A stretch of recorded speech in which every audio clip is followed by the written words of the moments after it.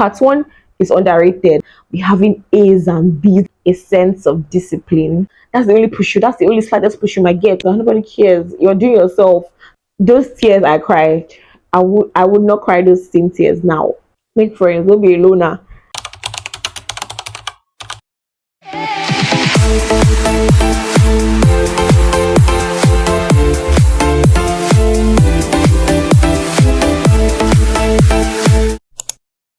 Hi guys, welcome back to my YouTube channel. It's your girl Stephanie. So today I'm going to be giving you guys advice for freshers, things I wish I knew, things I did that worked for me, things I did that did not work for me, and basically just advice for freshers. So without further ado, let's get right into the video. So the first advice I'm going to give you guys is build your CGPA from part one. Is this CGPA or BGPA? Build your CGPA from part one. You guys, it's crazy how it sounds. Like part one, like that's your first time getting freed from your parents, supposedly for some people, and so like you feel like you have so much freedom and you just want to like enjoy your life, you just want to jay, you just want to live, forgetting that you're actually there for school, for like education and stuff, and you need to actually graduate well, Stephanie, an English sense, and you need to actually graduate well. So I feel like part one is underrated. People think I feel like part one is easy, so people don't really use the advantage as easy. They just like waste it. So I feel like in your part one is where you're supposed to be having A's and B's. That's you don't even see your results. If you see your results, it's by mistake. It's maybe they made a mistake or lecturer was just too strict in marking. But like your scores, like your grades that you should get should be A's and B's. So at the end of Bafemi Awolowo University, and we use part one, part two, part three, part four. It's better you build your CGPA in your first year and in your second year, because if you don't, it's going to be hard for you to catch up. Even though some people still like catch up eventually, but they have to put in a whole lot of work. But if you are so disciplined that you can build your CGPA in your first year and your second year, trust me, it's easier to like just graduate well in your third and your fourth year, because third year is the hardest for me. Third year is the hardest. It's not like you're going to fail or anything, but it's not going to be as easy to get A's than it was in part one. So take advantage, because part one is easy. I don't see why you should be failing in your part one. As much as you want to live, you want to jay, you want to have fun, you want to go out, you want to, do things.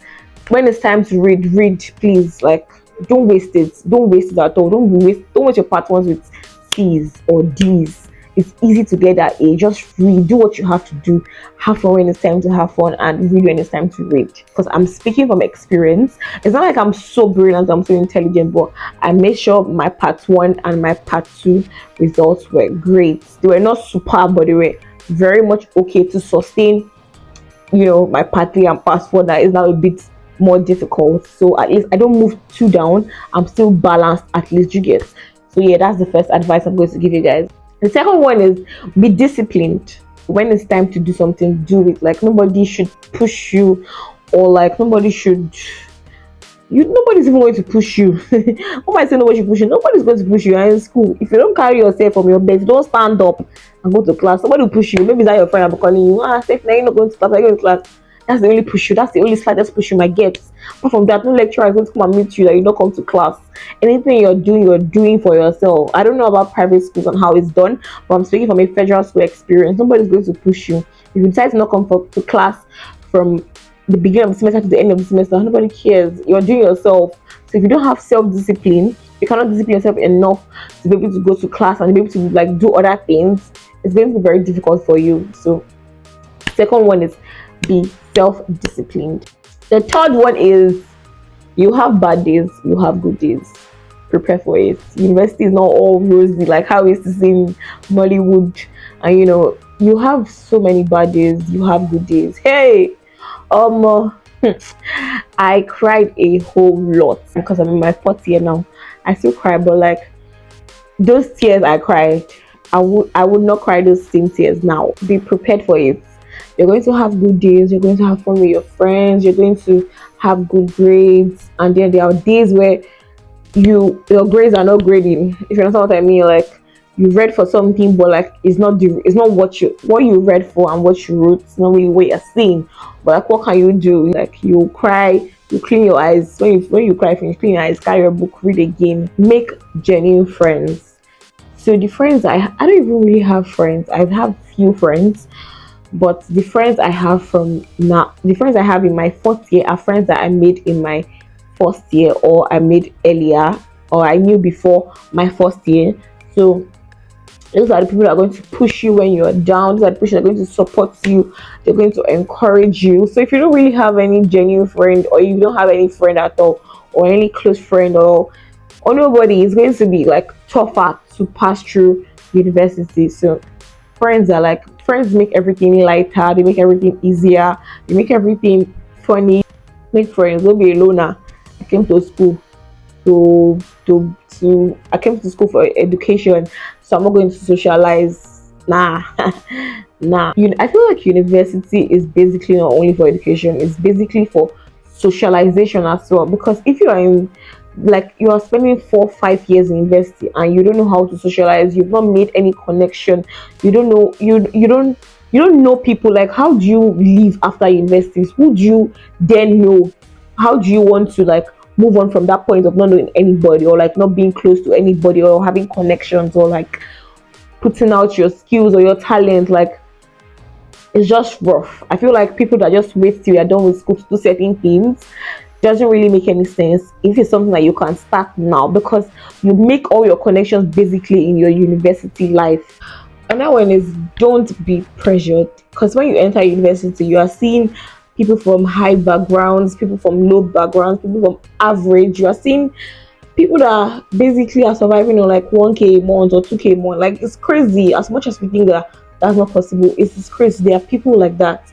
So like, if you see all these people that, okay, you meet people, oh, my father sends me 200K per month, your mother is sending, your father is sending you 5K or 10K or 20K per month, and then you're feeling like, mom, my papa don't they do enough, and then before you know, you're already feeling like your parents are not doing enough for you. That you were, that money was very much enough for you, but because of, you're still someone else that is like, you're seeing someone else that their parents can afford to give her more, you're feeling pressured, and you're feeling like your parents are not doing enough for you.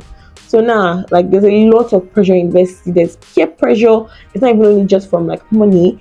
There's peer pressure in a lot of things, and peer pressure is so much underrated because it has a lot of influence. Like, that's why it's called peer pressure. People just feel like, oh, I'm my own person, I'm my own man, I'm my own woman.